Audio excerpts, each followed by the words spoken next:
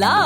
Your dream vacation to Dubai starts from ₹29,999 only with GT Holidays, South India's #1 travel brand. Taste Daily. Taste the Daily.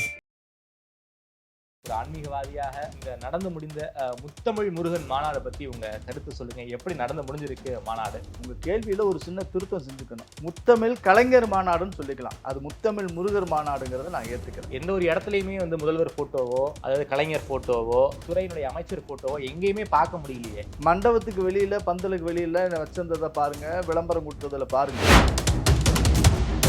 BJP ஒரு வேல் யாத்திரை, வேல் வழிபாடு அப்படின்னு நடத்தி இந்துக்களுடைய வாக்குகளை ஒண்ணு சேர்க்கின்ற காரணத்தினால அவன் வேல் தூக்கி ஊர்வலமா போனதை பூரா சங்கி நானுவோம். இப்ப வேல் தூக்கிட்டு சேகர்பாபு போஸ் கொடுக்கிறாருல, இதுக்கு பேர் நான் திராவிட சங்கின்னு பேர் வைக்கிறேன். முத்தமிழ் முருகன் மாநாட்டில் கலந்துக்கிறதுக்கு 500 ரூபாய் டிக்கெட் உள்ளூர்காரன், வெளிநாட்டுக்காரனா இருந்து முருக பக்தரா இருந்தா அவனுக்கு 1000 ரூபாய் டிக்கெட். இது ஒவ்வொருத்தரும் கோயிலுக்கு இந்த நடந்த மாநாட்டுக்கு டோனர் காசு கொடுத்தவங்க 1 லட்சம் 2 லட்சம் 5 லட்சம் கொடுத்த ஆளுங்க. இந்த மாநாட்டு பேர்ல வசூலும் பண்ணிருக்காங்களா? வசூலுக்காகவே மாநாடு. எங்க ஐயா ஸ்டாலின் சார் வாழ்த்து சொன்னார் காணொலியில. முதல் நாள் சொன்ன வாழ்த்து அப்படியே ஜெராக்ஸ் எடுத்த மாதிரி அடுத்த நாள் தம்பி உதயநிதி வாழ்த்து சொன்னார். திராவிட மாடல். எப்படிங்க? மாடலுக்கு பேரு திராவிட மாடல், கடவுளுக்கு பேரு முத்தமிழ் முருகன். இப்ப முருகன் தமிழனா திராவிடனா? தமிழ் கடவுள் சார். அப்ப தமிழ் மாடல் சொல்லுங்கடா. தமிழுக்குள்ள திராவிடமும் மடக்கும், திராவிடத்துக்குள்ள தமிழும் மடக்கும். எனக்கு கோவமா வருது, பிபி ஏத்தி விடாதீங்க.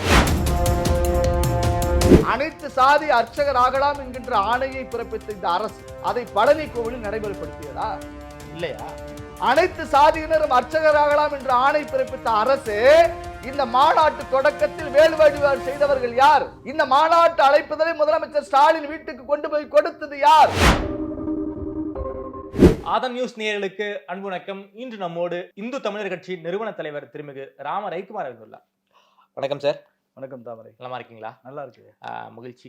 சமீபத்தில் தான் பேணியம்பதியில் அனைத்துலக முத்தமிழ் முருகன் மாநாடு நடந்து முடிஞ்சிருக்கு. ரொம்ப சீரும் சிறப்புமாக தமிழ்நாடு அரசு நிதியெல்லாம் கொடுத்து நடத்தி முடிச்சிருக்காங்க. சேகர்பாபு அவர்கள் முன்னின்று அந்த 2 நாட்களுமே மாநாட்டு பந்தல்ல முன்னின்று விழாவை செம்மையாக நடத்தி கொடுத்துருக்காரு. ஒரு ஆன்மீகவாதியாக இந்த நடந்து முடிந்த முத்தமிழ் முருகன் மாநாடு பத்தி உங்க கருத்து சொல்லுங்க. எப்படி நடந்து முடிஞ்சிருக்கு மாநாடு? உங்களுடைய கருத்து என்ன? மாநாடு நடந்த 2 நாட்கள் நான் பழனியில் தான் இருந்தேன். உங்க கேள்வியில ஒரு சின்ன திருத்தம் செஞ்சுக்கணும். முத்தமிழ் கலைஞர் மாநாடுன்னு சொல்லிக்கலாம். அது முத்தமிழ் முருகர் மாநாடுங்கிறத நான் ஏத்துக்கல. எந்த ஒரு இடத்துலயுமே முதல்வர் போட்டோவோ, அதாவது கலைஞர் போட்டோவோ, அமைச்சர் துறையினுடைய அமைச்சர் போட்டோவோ எங்கேயுமே பார்க்க முடியலையே. மண்டபத்துக்கு வெளியில, பந்தலுக்கு வெளியில வச்சிருந்ததை பாருங்க, விளம்பரம் கொடுத்ததுல பாருங்க. அதெல்லாம் யாரெல்லாம் வர்றாங்க? கட்சிக்காரங்க கொடுத்திருப்பாங்க. ஆனா மாநாட்டு பந்தல் நான் சொல்றேன், அது நடந்தது திமுக மாநாடு சார், முருகன் மாநாடு இல்ல. திமுக மாநாடு, சேகர்பாபுக்கு பாராட்டு விழா மாநாடு. ஒரு மதசார்பற்ற அரசு ஒரு மதத்தினுடைய விழாவை நடத்துவதற்கு எந்த அதிகாரமும் கிடையாது, உரிமையும் கிடையாது. அதையெல்லாம் மீறி பிஜேபி ஒரு வேல் யாத்திரை, வேல் வழிபாடு அப்படின்னு நடத்தி இந்துக்களுடைய வாக்குகளை ஒண்ணு சேர்க்கின்ற காரணத்தினால அவன் வேல் தூக்கி ஊர்வலமா போனதை பூரா சங்கி நானுவோம். இப்ப வேல் தூக்கிட்டு சேகர்பாபு போஸ் கொடுக்கிறாருல, இதுக்கு பேர் நான் திராவிட சங்கின்னு பேர் வைக்கிறேன். முத்தமிழ் கலைஞர் பேரை சொல்லி கட்சி நடத்தக்கூடிய ஆட்கள், கடவுளே இல்லை கடவுளை வணங்குபவன் காட்டுமிராண்டின்னு சொன்ன ஆட்கள், முருகப்பெருமானுடைய மாநாடுங்கிற நடத்தி வசூல் வேட்டை நடத்தி இருக்கிறார் என்ற குற்றச்சாட்டை நான் முன்வைக்கிறேன். அரசாங்கம் நிதி கொடுத்திருக்காங்க, இதுல எப்படி சார் வசூல் வேட்டை பண்ண முடியும்? அதைத்தான் சொல்றேன். ஊர்ல கல்யாணம், மாறுல சந்தானம்னு பேரு. இந்த மாநாட்டினுடைய நிறைவுல திரு சேகர்பாபு என்ன சொல்றாருன்னா, எல்லா புகழும் இறைவனுக்கேன்னு சொல்லுவாங்க. இப்ப நாங்க சொல்றோம், கோடானு கோடி நன்றி ஏசப்பா அப்படிங்கிற மாதிரி கோடானு கோடி நன்றி முதல்வரே, எல்லா புகழும் முதல்வருக்கு, எல்லா புகழுக்கும் முருகனுக்கேன்னு சொல்லியிருந்தா இது முருக மாநாடு. எல்லா புகழும் முதல்வருக்குன்னு சொன்னதுனால இது திமுக மாநாடு. முதல்வர் தானே, அரசாங்கம் தானே நிதி பூரா வீட்டுல இந்த காசு, கை காசு, சொத்தை வித்தா விட்டாங்க. போங்க சார், ஊரெல்லாம் மாநாடு நடத்துறேன்னு வசூல் வேட்டை நடத்திருக்கிறாங்க. என்ன கை காசு கொடுத்ததா? தமிழ்நாடு அரசு எத்தனை கோடி கொடுத்துச்சு? இந்து சமய அறநிலையத்துறை எவ்வளவு காசு கொடுத்துச்சு? சார், நான் சும்மா எல்லாம் ஆவணம் இல்லாம நான் பேச மாட்டேன். முத்தமிழ் முருகன் மாநாட்டில் கலந்துக்கிறதுக்கு 500 ரூபாய் டிக்கெட் உள்ளூர்காரனுக்கு, வெளிநாட்டுக்காரனா இருந்து முருக பக்தரா இருந்தா அவனுக்கு 1000 ரூபாய் டிக்கெட். ரைட்டுங்களா? இப்ப வாரி வழங்கிய வள்ளல் திராவிட மாடல் திருமகன், தமிழ்நாடு முதலமைச்சர் எங்க அண்ணன் ஸ்டாலின் அரசாங்கத்துல இருந்து கோடி கோடியா கொட்டி கொடுத்தாரா? கேளுங்க, நான் உங்ககிட்ட கேட்கிற, குட்டி கொடுத்திருக்காரா? நிச்சயமா அரசாங்கம் நீங்களா பத்திரிகையாளர் தானே சார், பொதுவெளியில திரிகிற ஆளுக தானே, அரசாங்கத்தின் கேள்வி கேட்கிற ஆளுக தானே. இது ஒவ்வொருத்தரும் கோயிலுக்கு இந்த நடந்த மாநாட்டுக்கு டோனர் காசு கொடுத்தவங்க, 1 லட்சம் 2 லட்சம் 5 லட்சம் கொடுத்த ஆளுங்க. இந்த வசூல் பண்றதுக்கு டோனர் குரூப்னு ஒரு வாட்ஸ்அப் குரூப் வச்சாங்க, கிரியேட் பண்ணிருக்காங்க. அந்த கோயில்ல வேலை செய்யக்கூடிய ஒரு நபர், அது மாதிரி எத்தனை வாட்ஸ்அப் குரூப் இருந்துச்சு தெரியாது. அதுல அந்த உபயதாரர்கள் எல்லாம் ஒண்ணு சேர்த்து நீங்க மாநாட்டுக்கு நன்கொடை கொடுங்க, மாநாட்டுக்கு நன்கொடை கொடுங்கன்னு சொன்ன உடனே சரி, 4 கோயிலுக்கு முன்ன பண்ண போனா நம்மளை வரவேற்கிற அதிகாரியே கேட்கிறாங்கன்னு சொல்லி அவங்களும் கொடுத்துருக்காங்க. ஒருத்தர் கொடுக்கிறாருங்க காசு மாநாட்டுக்கு. அருள்மிகு தண்டாயுதபாணி சுவாமி திருக்கோயில் மற்றும் இந்து சமய அறநிலையத்துறை இணைந்து நடத்தும் அனைத்துலக முத்தமிழ் முருகன் மாநாடு தொடர்பான பணிகள் மேற்கொள்வதற்கு நன்கொடையாக ரூபாய் 3 லட்சம் எங்களது சொந்த செலவில் செய்து கொடுக்க திருக்கோயில் சட்ட திட்டங்களுக்கு உட்பட்டு அனுமதி வழங்குமாறு கேட்டுக்கொள்கிறோம். மேற்படி பணிக்காக இந்த கோயிலில் எவ்விதமான முன்னுரிமை கோர மாட்டேன். 3 லட்ச ரூபா உனக்கு காசு கொடுத்து எந்த விதமான முன்னுரிமையும் கோர மாட்டேன்னு சொல்லி டேர்ம்ஸ் அண்ட் கண்டிஷன் போட்டுட்டு அந்த இது போட ஒரு விளம்பரம் போட்டுட்டு கீழே என்ன போட கண்டிஷன்ஸ் அப்ளை அப்படி போடுவாங்கல்ல, அது மாதிரி போட்டு வசூல் பண்ணிருக்கீங்க. அனைத்துலக முருகன் மாநாடுன்னு போட்டு ஒரு வங்கி கணக்கு State Bank of India Palani கிளையில வசூல் பண்ணிருக்கீங்க. நான் என்ன கேட்கிறேன், இந்த துறை நல்ல துறை அப்படின்னு சொல்றீங்கல்ல, இப்ப எவ்வளவு பணம், எவ்வளவு உபயதாரர்கள், எவ்வளவு கோடி கொடுத்திருக்காங்க, இல்ல எவ்வளவு லட்சம் கொடுத்திருக்காங்க, இது தெரிந்த கணக்கு. அது தவிர்த்து மாவட்டத்துடைய இருபெரும் அமைச்சர்கள் சேர்பாபு என்ன சொல்றாரு, பெரும் கொடையாளர்களும் செல்வந்தர்களும் வள்ளல்களும் வாரி வழங்கி இந்த முத்தமிழ் முருகன் மாநாடு நடத்தி இருக்கிறார்கள், கொடுக்கிறார்கள் அப்படின்னு சொன்னாரு. எந்த மகராசை எத்தனை கோடி கொடுத்தான், எத்தனை பேருக்கு நீ கான்ட்ராக்ட் கொடுத்தீங்க, எவ்வளவு பேருக்கு என்ன பண்ணீங்கன்னு ஒரு வெள்ளை அறிக்கை வெளியிடுங்க, கணக்கு வழக்கு வெளியிடுங்க. உங்களுடைய நேர்மையை நான் மதிக்கிறேன். நான் தவறா பேசியிருந்தா அதுக்கு மன்னிப்பு கேட்கிறேன். ஓகே, இந்த மாநாட்டு பேர்ல வசூலும் பண்ணிருக்காங்களா சார்? வசூல்ல தான் மாநாடு, வசூலுக்காகவே மாநாடு. ஒரு அரசாங்கம் எப்படி நடத்தலாம்னு கேட்கிறேன் சார். அரசாங்கம் இந்த மாதிரியான ஆன்மீக விழாக்களை அதாவது நடத்தக்கூடாதுங்கிறீங்களா? ஆன்மீக மாநாடு நடத்தக்கூடாதுன்னு ஆன்மீக மாநாடு நடத்துவது அரசாங்கத்துல வேலை கிடையாது. திருநெறிய தெய்வத்தமிழ் மாநாடு நடத்தியது ஆதீனங்கள் நடத்தினாங்க. ஆதீனங்கள் நடத்தட்டும், ஆன்மீக அன்பர்கள் நடத்தட்டும், அல்லது திமுக நடத்தட்டும் சார். திமுக தன்னுடைய சொந்த நிதியிலிருந்து முருகன் மாநாடு நடத்தி இருந்துச்சுன்னா நான் அவருக்கு திருப்பணி திலகம் சொல்லுவேன், மாநாட்டு நாயகன் கூட சொல்லுவேன், என்ன வேணா சொல்லுவோம். அடிச்சு விடுறது ஒரு பட்டம் கொடுக்குற என்ன வாயா வலிக்குது எனக்கு. ஆனால் நடந்தது அது அல்ல. இன்னொன்னு கேட்கிறேன், பழனி முருகன் மாநாடு, பழனின்னா முருகன், பழனி இன்னொரு சித்தர் யாரு? போகர். போகருடைய பேர்ல ஏதாவது ஒரு அரங்கம் இருந்ததா? போகர் பேர்ல மருத்துவர் சிவராமன் அவர்களுக்கு விருது கொடுத்திருக்காங்க. ஐயாவுக்கு விருது கொடுக்கட்டும் சார், ஒரு அரங்கம் வைக்கிறது என்ன தப்பு? அனைத்துலக முருகன் மாநாடு, தமிழ்நாட்டில் இருக்கக்கூடிய சைவ ஆதீன பெருமக்களை எல்லாம் அழைத்து இந்த அரசாங்கம் உள்ளூரில் இருக்கக்கூடிய அந்த போகர் கருவெளி மரபில வந்த புலிப்பாணி பாத்திர சாமிகளை அழைக்காதது ஏன்? தினந்தோறும் கட்டளையாக முருகனுக்கு தொண்டு செய்து கொண்டிருக்கக்கூடிய சாது மடம், சாது சாமிகள் திருமணம், சாது சண்முக அடிகளார் அழைக்காதது ஏன்? அழைப்பதில் இடம்பெற செய்யாதது ஏன்? பதில் சொல்லுங்க. வேணும்னே தீண்டாம பாக்குறீங்களா? திட்டமிட்டு புறக்கணிக்கிறீங்களா? அனைவருக்கும் பொதுவான அரசுன்னு சொல்லிட்டு அள்ளி விடுறது மேடையில, ஆனா உள்ளூர் ஆதீனங்களை புறக்கணிச்சுட்டு உலகம் முழுக்க கூப்பிடுறீங்க. நீங்க யார சார் ஏமாத்துறீங்க? நீங்க முழுக்க முழுக்க முருகன் பெயரால் நடந்த கூத்து, அப்படிதான் நான் சொல்லுவேன்.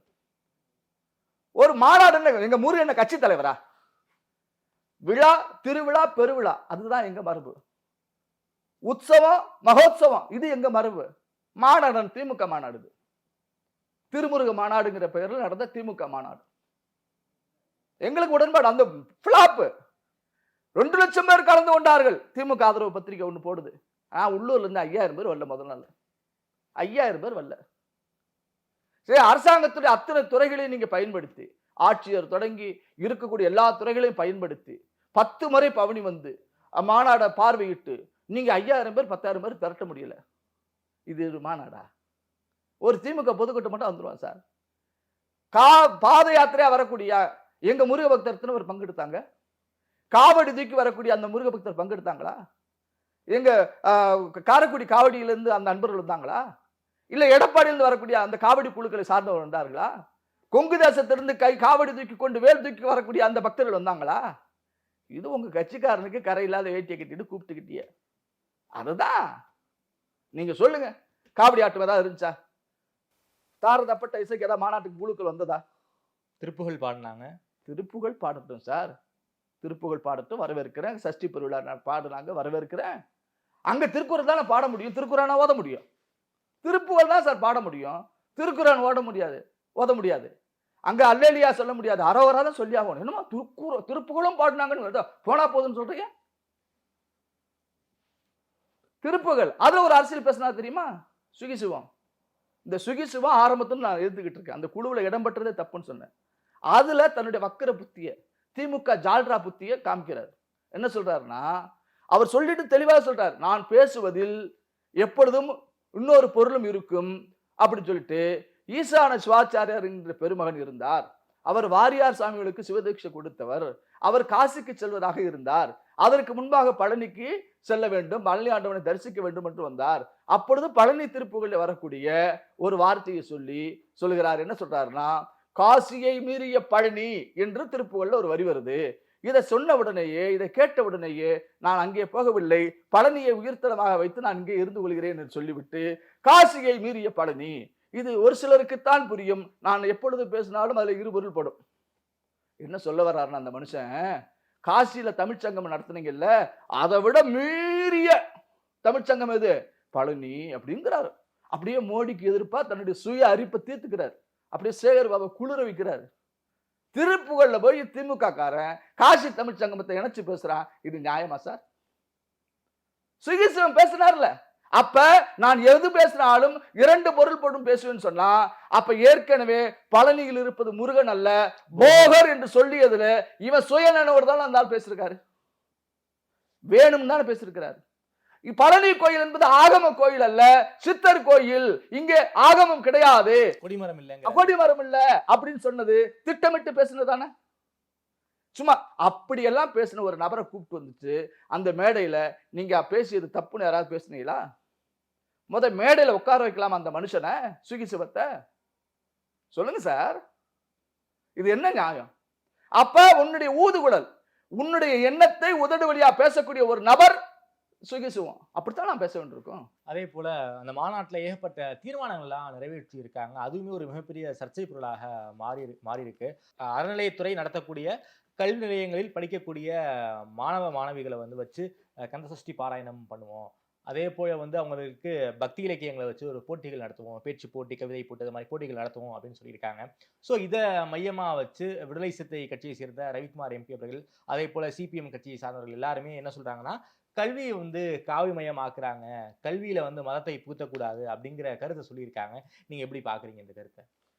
பழனி ஆண்டவர் கல்லூரி உள்ளிட்ட தமிழ்நாட்டில் இருக்கக்கூடிய இந்து சமய அறநிலையத்துறையின் மேற்பார்வையின் கீழ் இருக்கக்கூடிய கல்வி அண்டு கல்லூரிகள், பள்ளி, இந்த கல்வி நிறுவனங்களுக்குன்னு ஒரு அமைப்பு இருக்கு. ஆமா, இதுக்கெல்லாம் சம்பளம் யாரு கொடுக்குறா? அறநிலையத்துறை. அறநிலையத்துறையிலிருந்து கொடுத்தா அந்த பணம் எங்க இருந்து வரக்கூடிய பணம்? பக்தர்கள் கொடுக்கக்கூடிய பணம், இந்திய காசு.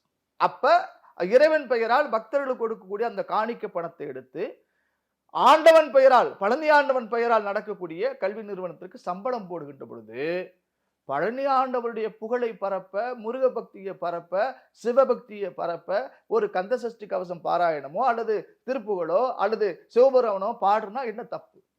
இந்த கோரிக்கையை நான் ஆதரிக்கிறேன்.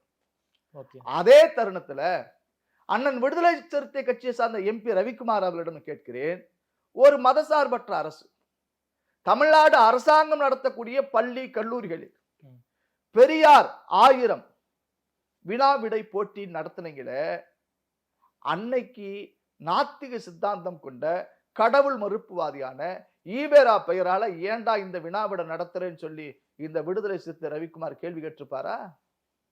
ஏன் கேட்கல? கல்வியை காவிமயமாக்குவதற்கு பாஜக முயற்சிக்குது. இங்க முருகன் பெயரால் பக்தி இலக்கியத்தை புகுத்தி காவிமயமாக்க திமுக முயற்சிக்குதுன்னு சொல்றீங்களே. நான் என்ன கேட்கிறேன், கருணாநிதி வரலாறு, ஈவேரா வரலாறு, அண்ணாதுரை வரலாறு இதெல்லாம் மாணவர்கள் படிக்கின்ற பொழுது ஏன்டா இங்க கந்தசஷ்டி கவசம் பாராயணம் பண்ணா என்ன தப்பு? இயேசுவினுடைய வரலாறும் பைபிளுடைய கோட்பாடுகளையும் அந்த கல்லூரிகளில் அவர்கள் படிக்கக்கூடிய பள்ளிகளில் கோட்பாடு சொல்லுகின்ற பொழுது, கல்வி வெள்ளை மகமாகின்ற பொழுது எதிர்க்காத இந்த ரவிக்குமார், அல்லாவின் பெயரால் நடக்கக்கூடிய இஸ்லாமிய மத கல்வியில் மத கல்வி இருக்காங்க, உருது கல்வி இருக்கு, உருது தான் எழுதுறான், தமிழே வேணாங்கிறான். இன்னைக்கு நீங்க வாணியம்பாடி வேலூர் சைட்லாம் அரசு அரபிக் கல்லூரி, அரசாங்கம் உதவி பெறக்கூடிய கல்லூரி ஸ்கூல்ல எல்லாம் உருது நடக்குது. உருது கல்வி அந்த முஸ்லீம் பிரச்சாரம் நடக்கின்ற பொழுது அமைதியா இருக்கக்கூடிய அண்ணன் ரவிக்குமார், என் கந்த கடவுள் முருக கடவுள் சொந்த கடவுள் சொன்னா அவனுக்கு ஏன் கோவம் வருது?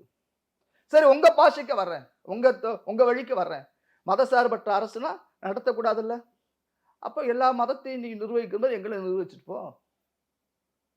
பாலகிருஷ்ணன் சார் நம்ம பக்கத்து ஆபீஸ் இருக்காரு, பாலகிருஷ்ணன் சார் கம்யூனிஸ்ட், அவர் என்ன சொல்றாருன்னா, அரசாங்கம் அரசு மத விஷயங்களில் அரசாங்கம் தனித்திருக்க வேண்டும், விலகி இருக்க வேண்டும். இதை நான் வரவேற்கிறேன்.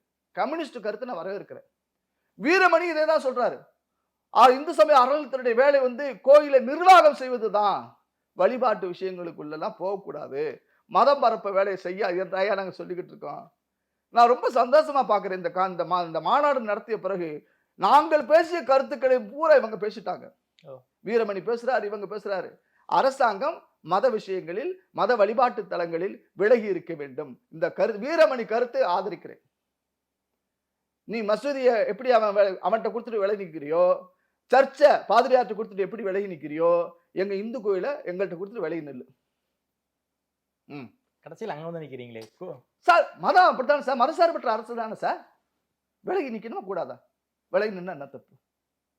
இதை நான் ஆதரிக்கிறேன், வீரமணி கருத்தை ஆதரிக்கிறேன். ஸோ அரசாங்கம் இந்த மாதிரியான ஆன்மீக விழாக்களை நடத்தவே கூடாதுன்னு சொல்றீங்களா? மாநாடு போன்ற விழாக்களை நடத்தவே கூடாதுன்னு சொல்றீங்களா? அந்த சமயத்தை சார்ந்த சான்றோர்கள் நடத்தட்டும். அவங்கள மேடையில வச்சு கௌரவம் எல்லாம் படுத்திருக்காங்களே சார், அவங்களை வச்சுதானே இந்த விழாவை நடத்தியிருக்காங்க, ஆதீனங்களை வச்சுதானே விழாவை நடத்தியிருக்காங்க. ஆதீனங்களை அழைத்து இருக்கிறார்கள், வந்திருக்கிறாங்க. இதனால் வரைக்கும் கடவுள் இல்லை என்று சொன்ன இந்த மனிதர்கள் சனாதன ஒழிப்போம் என்று மேடையிலே பேசிய சேகர் பாபு கடந்த ஆண்டு மலேரியா, டெங்கு போன்றவற்றை ஒழிப்பது போல சனாதனத்தை ஒழிப்போம் என்று பிரமாண பத்திரம் நான் இனிமேல் பேச மாட்டேன்னு சொன்ன உதயநிதியுடைய உதவியாக இருக்கக்கூடிய சேகர் பாபு இந்த ஆண்டு என்ன சொல்கிறார்? கந்தனுக்கு அரோகரா, முத்தமிழ் முருகன் மாநாடு. நான் அதுல இன்னொரு விஷயம் பாத்தீங்களா சார், எங்க ஐயா ஸ்டாலின் சார் வாழ்த்து சொன்னார் காணொலியில. முதல் நாள் சொன்ன வாழ்த்து அப்படியே ஜெராக்ஸ் எடுத்த மாதிரி அடுத்த நாள் தம்பி உதயநிதி வாழ்த்து சொன்னார். திராவிட மாடல் எப்படிங்க? மாடலுக்கு பேரு திராவிட மாடல், கடவுளுக்கு பேரு முத்தமிழ் முருகன். இப்ப முருகன் தமிழனா திராவிடனா? தமிழ் கடவுள் சார். அப்ப தமிழ் மாடல் சொல்லுங்கடா. தமிழுக்குள்ள திராவிடமும் நடக்கும், திராவிடத்துக்குள்ள தமிழும் நடக்கும். எனக்கு கோவமா வருது, பிபி ஏத்தி விடாதீங்க. முத்தமிழ் முருகன் தமிழ் கடவுளா திராவிட கடவுளா? திராவிட மொழி என்ன? தமிழனுக்கு தமிழ். ஆமா, நீ திராவிடன். இப்போ தாமரை திராவிடன்ங்கிறீங்க, என்ன திராவிடங்கிறீங்க? கேரளாக்காரன் போய் சொல்லுங்க, அவன் சொல்றானா நான் திராவிடன்? மலையாளி திராவிடன் சொல்றது இல்ல, கர்நாடகம் பேசக்கூடிய அந்த கன்னடத்தமா திராவிடன் சொல்றது இல்ல. ஏமடா ஏண்டா என்ற போட்டு திராவிட சாயத்தை பூசிட்டு இருக்கீங்க. திராவிட சாயம் பூசுறீங்க, ஒரு பக்கம் திருநீரை அழிக்கிறீங்க, இன்னொரு பக்கம் திமுக மாநாடு முருக மாநாடு நடத்துறீங்க. அதுல எங்க ஸ்டாலின் சார் சொல்றாரு, நீங்க கவனிச்சுக்கலாம் தெரியல, இது அனைவருக்குமான அரசு. யார் சொல்றது? முதல்வர் சொல்றாரு. எங்க முதலமைச்சர் எங்க ஐயா ஸ்டாலின் சொல்றாரு.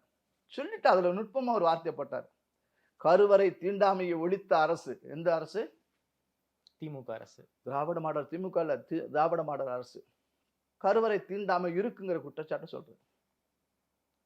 கருவறை தீண்டாமை இருக்கிறது திமுக ஆட்சியில. கடந்த அதிமுக ஆட்சியில கருவறை தீண்டாமை இருக்கு. அது அனைத்து சாதியினரும் அர்ச்சகர் ஆகலாம்னு சட்டமெல்லாம் போட்டாங்களே சார். எந்த கோயில் சட்டம் போட்டீங்க? சீனி சக்கர சித்தப்பா, சீட்டிலிருந்து நக்கப்பா, ஏட்டு சுரைக்காய் கறிக்கு உதவாது. அனைத்து சாதி அர்ச்சகர் ஆகலாம் என்கின்ற ஆணையை பிறப்பித்த இந்த அரசு அதை பழனி கோவிலில் நடைமுறைப்படுத்தியதா இல்லையா? அனைத்து சாதியினரும் அர்ச்சகர் ஆகலாம் என்ற ஆணை பிறப்பித்த அரசு இந்த மாநாட்டு தொடக்கத்தில் வேல் வழிபாடு செய்தவர்கள் யார்? இந்த மாநாட்டு அழைப்புதலை முதலமைச்சர் ஸ்டாலின் வீட்டுக்கு கொண்டு போய் கொடுத்தது யார்? ஆகஸ்ட் மாதம் 14ஆம் தேதி ரங்கநாதன் என்கின்ற அனைத்து சாதி அர்ச்சகராம் என்கின்ற அந்த நபர் சகோதரர் அந்த பயிற்சி பெற்ற 4 தம்பிகளை கூப்பிட்டு கருணாநிதியோட சமாதிக்கு போயிட்டு நமச்சிவாய வாழ்க, நாதந்தாள் வாழ்க, இமைப்பொழுது மின்னஞ்சு நீங்காதான் தாழ்வாழ்கன் சிவபுராணம் பாடி வான்மிகில் வளாது வைக மலிவளம் சுரக்க மன்னன் கோன்முறை அரசு செய்கன்னு சொல்லி அந்த மங்கள வாழ்த்து பாடிட்டு எங்க பாடுறாரு? அனைத்து சாதி அர்ச்சகர் பயிற்சி பெற்றவர் கருணாநிதி சமாதியில.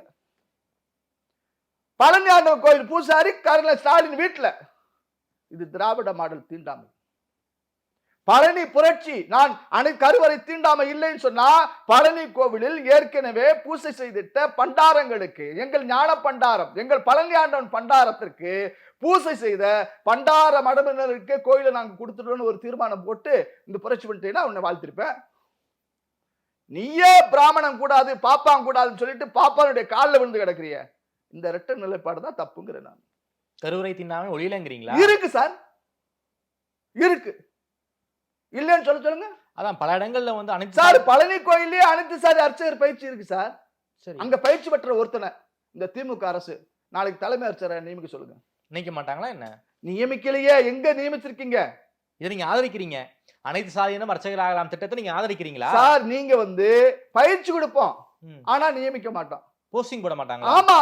அப்புறம் ஸ்ரீரங்கம் கோயில்ல சுந்தரபட்டன் இருக்காரு, வைஷ்ணவ மதத்துல அந்த வைணவ சம்பிரதாயத்துக்கு பயிற்சி கொடுக்கிறார்.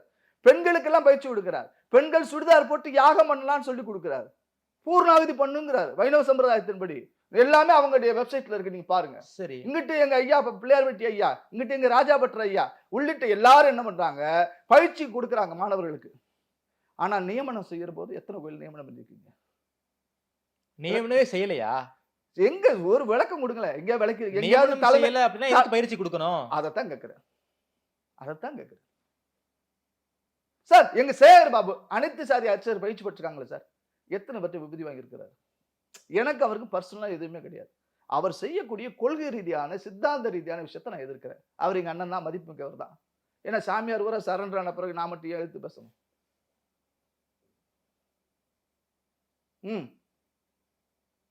எல்லா சாமியும் பேசுதே.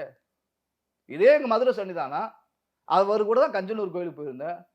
பிரச்சனை வச்சு திமுக காரன் பூரா இடத்த குத்தகை வச்சுக்கிட்டான், குத்தகை கட்டுவான குத்த கை வருது அப்படின்னு சொல்லி சொன்னவர் தான். மேடையில் டகால் பல்ட்டி அடிச்சிருச்சே, எனக்கு சேகர் பாபு ஃப்ரெண்டு தான் அப்படின்னு சொல்லிட்டு. அப்ப சினேக் பாபுன்னு சொன்னது யாரு? நாங்க மைக் அடிச்சா என்ன வேணாலும் பேசுவீங்களா? ஒரு நிலையில இருங்க. அதுல ஒரு சில இந்து தலைவர்கள் எல்லாம் போய் சேகர் பாபு பக்கத்துல ரொம்ப கோபமா இருக்கு, எனக்கு வெக்கமா இருக்கு. ஒரு நிலையா இருங்க, அப்ப ஏமாத்தாதீங்க. நீங்க ஒரு நிலையில இருங்க. அரசுக்கு ஆதரவுனா அப்படியே துதிபாடியா போயிடுங்க. இல்ல அரசு செய்யக்கூடிய சரி செய்ய வேண்டிய விஷயத்தை நீங்க சுட்டி காட்டக்கூடிய நண்பனாக இருந்தால் என்ன வந்து நண்பனாக ஏத்துக்கணும். நான் அரசு செய்யக்கூடிய தவறுகளை சுட்டி காட்டுறேன். உனக்கு துதிபாடுறவன் உனக்கு விரோதி, நான் உன்னுடைய தவறை சுட்டி காட்டுறவன் நண்பன்.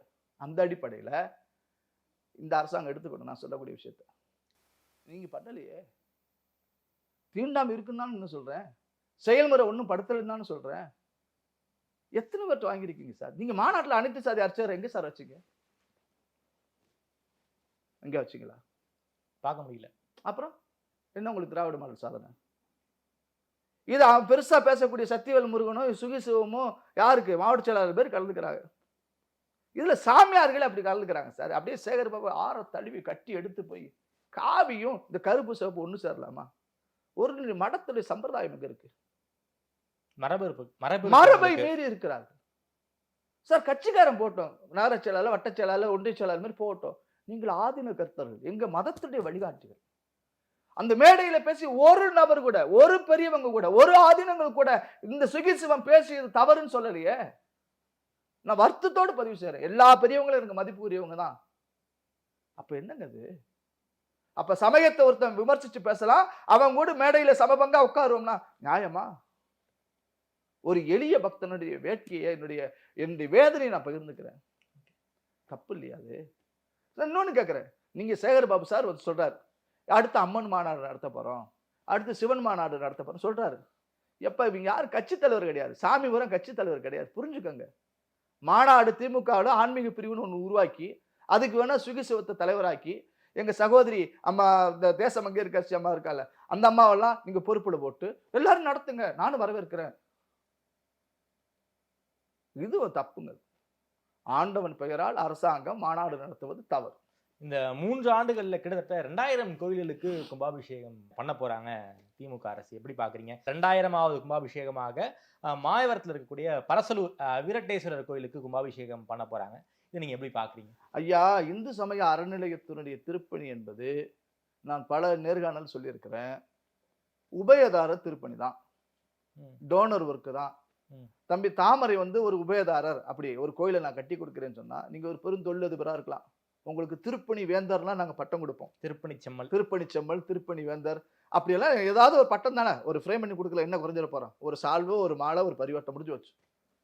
உங்கள்கிட்ட என்ன வாங்குவாங்கன்னா, இந்த மாதிரி தாமரை செல்வாய் நாயே நான் இந்த கோயிலை நான் கும்பாபிஷேகம் செய்வதற்கு, திருப்பணி செய்வதற்கு என்னுடைய பணத்தை நான் கொடுக்கிறேன், அதற்கு ஆகக்கூடிய செலவு அனைத்தும் என்னுடையது, இந்த கும்பாபிஷேகம் செய்கின்ற காரணத்தினால எந்த விதமான முன்னுரிமையும் கோர மாட்டேன் அப்படின்னு சொல்லிட்டு உங்க பேர்ல உபயதார கடிதம் வாங்கிப்பாங்க. எந்த ஒரு முன்னுரிமையும் கோர மாட்டேன் எழுதி வாங்கிப்பாங்க. ஆமா, எழுதி வாங்கிப்பாங்க. ஆமா ஆமா. ஓகே. துக்காட்சின்னு ஒரு கோயில் இருக்குங்க, நாச்சியார்கோவில் பக்கத்துல துக்காட்சி. பழைய சோழர் காலத்து கோயில். உடஞ்சு போயிருந்துச்சு. நான் ஒரு 5-6 வருஷத்துக்கு முன்னாடி ஆவணப்படுத்தி இருந்தேன். அப்புறம் அங்க மயிலாடுதுறைக்கு ஒரு ஐயா செய்தி சொல்லியிருந்தோம். அப்புறம் அரசே போய் பார்த்து பார்வையிட்டு ராஜேந்திர சோழன் கட்டின கோயில். அந்த கோயில் நடராஜர் ஒவ்வொன்றும் ஒரு சப்தம் வரும். அப்படி ஒரு பின்னமான நடராஜர்லாம் இருந்தார். அந்த கோயில் அந்த கற்பகம் கல்லூரியுடைய வேந்தரா இருக்கக்கூடிய ஐயா அந்த பெருமகன் பேர் மறந்துட்டேன். அவர் உபயதாரர் வந்து திருப்பணி செஞ்சார். இப்படி ஒவ்வொரு கோயிலும் ஒரு தொழிலதிபர்களை, செல்வந்தர்களை, தனவான்களை வச்சுதான் நடக்குது. இப்படி நடக்கக்கூடிய கும்பாபிஷேகத்தை அறநிலையத்துறையுடைய சாதனைன்னு எப்படி சொல்லுவீங்க? இப்ப ஒரு சிவாச்சாரியா இருக்க வச்சுக்கோங்க, எல்லா கோயில் கும்பாபிஷேகத்துக்கு போறாரு, நான் இத்தனை கோவில்களுக்கு கும்பாபிஷேகம் செய்து விட்டேன் அப்படின்னு சொன்னா அது அவருக்கு எல்லா புகழும் வந்துருமா? அவருடைய பணி. நீ வேலையாள், அவ்வளவுதான். இந்த அறநிலையத்துறை வேலையாள். இப்ப எங்க தர்மபுரம் சன்னிதானத்துடைய கோயில், திருப்பரியலூர் கோயில் கும்பாபிஷேகம் நடத்துது, சாமி தான் நடத்துவாங்க. அதுக்கு உபயதாரர்களா நிறைய பேர் சாமிக்கு உதவியா இருக்கிறாங்க, திருப்பணிக்கு நடத்துறாங்க. இதே சேகர்பாபு ஒரு கோயில் நிர்வாகம் எப்படி நடக்க வேண்டும் என்று தெரிஞ்சு கொள்ள வேணும்னா 2 வருஷத்துக்கு முன்னாடி பேசிய பேச்சு, தர்மபுர ஆதீனத்தை பார்த்து தெரிஞ்சுக்கங்க, மிக சிறப்பாக நடக்கிறதுன்னு சொன்னார் சேகர்பாபு. அப்ப ஆதீனங்களே சிறப்பாக ஒரு கோயிலின் நிர்வாகம் செய்கின்ற பொழுது அறநிலையத்துறை எதுக்கு? அறநிலையத்துறை என்பது ஆதீன மடங்களில், அது திருவாவூர்துறையாக இருக்கட்டும், தருமபுரமாக இருக்கட்டும், வேளாக்குறிச்சியாக இருக்கட்டும், எல்லா கோவிலும் ஒரு இணை நிர்வாகம் வைக்கிறீங்க. இந்த இணை நிர்வாகம் எதுக்கு? அரசாங்கம் உள்ளுக்குள்ள இருக்காங்களா சார்? Parallel administration. ஓகே. ஒரு இணையான நீங்க உங்க கோயில் இருக்கு, நீங்க ஒரு மடத்துடைய கோவில், அந்த கோவில உண்டியல் எண்ணிக்கைன்னா அறநிலையத்துறை அதிகாரி வந்தா தான் உண்டியல். அந்த உண்டியல் பணம் யாரு? ஆதீனத்துக்கு போகுமா இல்ல அரசாங்கத்துக்கு? ஆதீனத்துக்கு தான் போகும். என்ன மேற்பார்வை செய்யக்கூடிய ஆளை எதுக்கு இருக்கீங்க? இப்ப அறநிலையத்துறை கோவில்கள்ல எத்தனை கோவில் ஆடிட்டிங் மேற்பார்வையா வைக்கிறீங்க? எங்களை பொதுமக்களை நீங்க அலோவ் பண்றீங்களா? அலோவ் மீன்ஸ் எவ்வளவு நீங்க ஆடிட்டிங் பண்றீங்கல்ல, உங்களுடைய கணக்கீடு வரவு செலவு எவ்வளவுன்னு சொல்லி யாரையாவது பண்றதுக்கு நீங்க அனுமதிச்சிருக்கீங்களா? எத்தனை கோவில்ல எவ்வளவு காசு இருக்கு? ஏதாவது ஒரு வெள்ளரிக்கை உண்டா? இப்ப ஆணையருடைய நிதின்னு ஒண்ணு கொடுப்பாங்க. நாங்கள் 2 லட்சம் ரூபாய் ஒரு கால புச திட்டத்திற்காக கொடுத்து விட்டோம், திராவிட மாடல் அரசு. வில்லிவாக்கத்தில் நடந்துச்சு, நானும் போயிருந்தேன் அந்த விழாவுக்கு, ஒரு பெரியவங்களோட. 2 லட்சம் ரூபா ஒரு கோயிலுக்கு. இது எப்படின்னா ஒவ்வொரு கிரேடு வைஸ் கோயில் இருக்கு, A grade, B grade, C கிரேடுன்னு. கோடி ரூபா வருமானம், லட்ச ரூபா வருமானம், 50,000 வருமானம், 10,000, 20,000 வருமானம், வருமானம் இல்லாத கோயில், இந்த கிரேடு எல்லாம் இருக்கு. இந்த பெரிய கோயில வரக்கூடிய காசு என்ன பண்றாங்க? அங்கிருந்து எடுத்து எங்க கொண்டு வராங்க? ஆணையருடைய உபரி நிதிங்கிற பேர்ல ஆணையருடைய ஃபண்டுக்கு வருது. ஓகே. அந்த ஆணையர் உபரி நிதியா இருந்து ஆணையருடைய ஃபண்டுக்கு அந்த அக்கௌண்ட் வந்த மணியை எடுத்து நான் பிரிச்சு கொடுக்குறேன். இது எப்படி இருக்குன்னா, நீ 10 கிலோ அரிசி விடு, நீ 10 கிலோ அரிசி விடு அப்படின்னு வாங்கிட்டு நான் அன்னதானம் வழங்கிய அன்பன் அப்படின்னு பெருமை பேசு மாதிரி இருக்கு. ஓகே. இப்ப 2 செய்திகளை சொல்றேன் நான். இப்ப திண்டுக்கல் அபிராமி கோயில் நீங்க தான் ஆவணப்படுத்துறீங்க, அதுக்கு நன்றி ஆதனுக்கு. அபிராமி அம்மன் கோவில்ல கல்யாண மண்டபம் கட்டுறதுக்கு 3,58,00,000 ரூபாய், 56 லட்சம் ரூபாய். அபிராமி ஆத்தா திண்டுக்கல் இருக்கிற அபிராமி அம்மனுடைய இருப்பு பணம் 3,46 லட்சம் ரூபாய் இருக்கு. அதுல 2 கோடி ரூபாய் எடுத்து கல்யாண மண்டபம் கட்டுறதுக்கு எடுக்கிறான். நிரந்தர வைப்பு நிதி எடுக்கிறான். பக்கத்துல இருக்கக்கூடிய தாடி கொம்பு அருள்மிகு சவுந்தரராஜ பெருமாள் திருக்கோயில் இருந்து 1,56 லட்சம் ரூபாய் கடன் வாங்குறான். நாட்டியில கேட்டதுல சொல்றாங்க, எப்படி அந்த மண்டபத்துக்கு கட்டிட்டு காசை கொடுக்க போறீங்கன்னா, நாங்கள் மண்டபம் கட்டிய பிறகு வாடகை வசூலித்து நாங்க கட்டுவோம். கோயில் அரங்காவலராக இருக்கிறவங்க பூரா கோடீஸ்வரன். மில்லு முதலாளி இருக்காரு, கோடீஸ்வரர். அப்புறம் சில பேர் இருக்காங்க கோடீஸ்வரர்.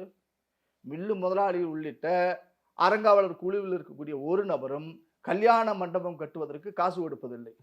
எங்கள் அன்னை அபிராமிக்கு அனுதினமும் வழிபாடு செய்ய வேண்டும் என்று பிக்சடு நிரந்தர வைப்பு நிதியாக இருந்த பணத்தை 2 கோடி ரூபாய் எடுத்து இருப்பு பணத்தை காலி செய்யக்கூடிய அரசு. எங்க அபிராமி கடங்காரியா இருக்கணுமா? 2 கோடி ரூபாய் கடங்காரி எங்க அபிராமி அம்மா. 1,56 லட்சம் ரூபாய் கடங்கார சவுந்தரராஜ பெருமாள். எவன் கேட்டான் கல்யாண மண்டபம் திண்டுக்கல்ல? மாநகராட்சியில நான் கேட்டிருக்கேன், அந்த கல்யாண மண்டபம் கட்டுவதற்கு எந்த விதமான அனுமதியும் அவர்கள் கோரவில்லை. அதுக்கு பக்கத்துல ஒரு இடிந்த நிலையில் விழக்கூடிய ஒரு கட்டடம் இருக்கு, வெள்ள விநாயகர் கோயிலுக்கு எதிர. அது பொதுப்பணித்துறை ஆய்வு செய்திருக்கிறது. அந்த கட்டிடம் எப்பொழுது வேணாலும் இடிந்து விடும். 4 அடி தான் பேஸ், வீக்கா இருக்குன்னு பொதுப்பணித்துறைக்காரன் சொல்றான். ஆனால் அரசாங்கம் வேலை செய்து கொண்டு இருக்கிறது. எங்க அன்னை அபிராமியினுடைய இருப்பு பணத்தை எடுத்து இவர்கள் கடன்காரனாக்கி கட்டிடத்துல போட்டு விதை நெல்லை அவிச்சு தின்னுட்டு அடுத்து விதை நெல்லை தேடுற கதையா இருக்கு. இருப்பு பணத்தை பிக்சட் டெபாசிட்டை காலி செய்யக்கூடிய அரசு விரைவில் காலியாகும். ஓகே சார், ரொம்ப நன்றி. குறிப்பாக இந்த முத்தமிழ் முருகன் மாநாட்டில் இருக்கக்கூடிய பல பிரச்சனைகளை ரொம்ப விரிவாக பேசியிருக்கீங்க. ஹெச்ஆர்என்சியில் இருக்கக்கூடிய பல்வேறு குறைபாடுகளை சுட்டி காட்டி பேசியிருக்கீங்க. கேட்க வேண்டிய காதுகளுக்கு எட்டட்டும், விரைவில் நல்ல செய்தி வரும்னு நான் நினைக்கிறேன். நல்ல செய்தி வரும்.